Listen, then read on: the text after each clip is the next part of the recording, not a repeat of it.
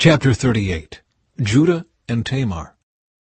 About this time Judah left home and moved to Adullam, where he stayed with a man named Hira. There he saw a Canaanite woman, the daughter of Shua, and he married her. When he slept with her, she became pregnant and gave birth to a son, and he named the boy Then she became pregnant again and gave birth to another son, and she named him Onan. And when she gave birth to a third son, she named him Shelah. At the time of Shelah's birth, they were living at Kezib. In the course of time, Judah arranged for his firstborn son to marry a young woman named Tamar. But was a wicked man in the Lord's sight, so the Lord took his life. Then Judah said to Er's brother Onan, "Go and marry Tamar, as our law requires of the brother of a man who has died. You must produce an heir for your brother." But Onan was not willing to have a child who would not be his own heir. So whenever he had intercourse with his brother's wife, he spilled the semen on the ground. This prevented her from having a child who would belong to his brother. But the Lord considered it evil for Onan to deny a child to his dead brother. So the Lord took Onan's life too. Then Judah said to Tamar, his daughter-in-law, "Go back to your parents' home and remain a widow until my son Shelah is old enough to marry you."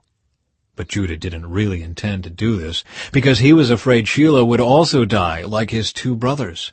So Tamar went back to live in her father's home. Some years later, Judah's wife died.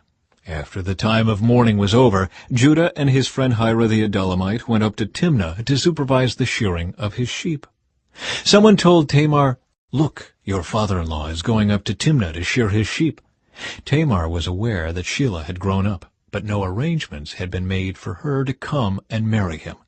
So she changed out of her widow's clothing and covered herself with a veil to disguise herself. Then she sat beside the road at the entrance to the village of Enaim, which is on the road to Timnah. Judah noticed her and thought she was a prostitute, since she had covered her face. So he stopped and propositioned her. "Let me have sex with you," he said, not realizing that she was his own daughter-in-law. "How much will you pay to have sex with me?" Tamar asked. "I'll send you a young goat from my flock," Judah promised. "But what will you give me to guarantee that you will send the goat?" she asked. "What kind of guarantee do you want?" he replied.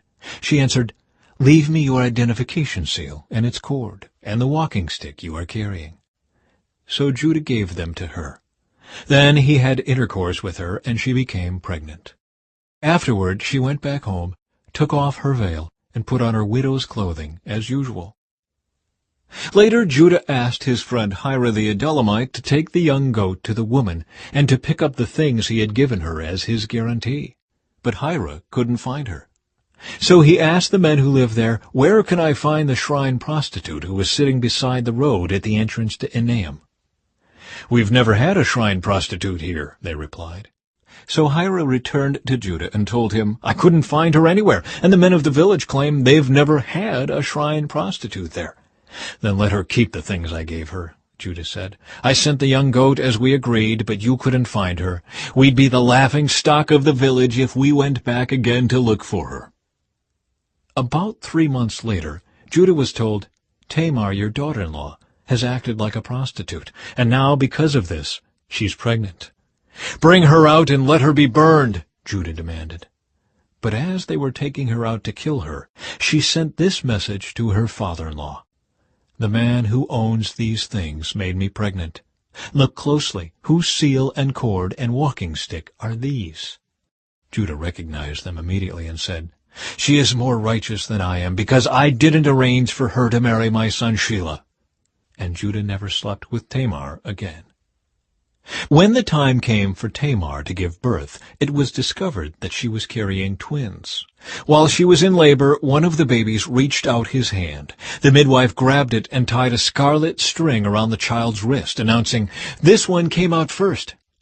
But then he pulled back his hand, and out came his brother. "What?" the midwife exclaimed. "How did you break out first?" So he was named Perez. Then the baby with the scarlet string on his wrist was born, and he was named Zerah.